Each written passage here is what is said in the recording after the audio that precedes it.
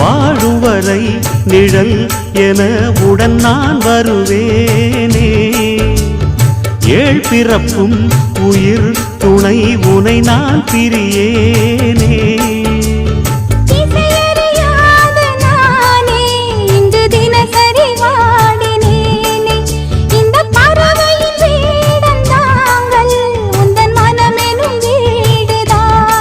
நீண்ட காலம் நேர்ந்த சோகம் நீங்கி போக நானும் தீண்ட யோகம் விளங்கிட. பூமிக்கு ஒரு வாரம் என்று எண்ணி இருந்தேன், பூமுடிக்க யாரும் இன்றி கண்ணி இருந்தேன். சொந்தமின்றி பந்தமின்றி நானும் இருந்தேன், பொட்டு ஒன்று தொட்டு வைத்து பூவை அடைந்தேன். நன்றி சொல்ல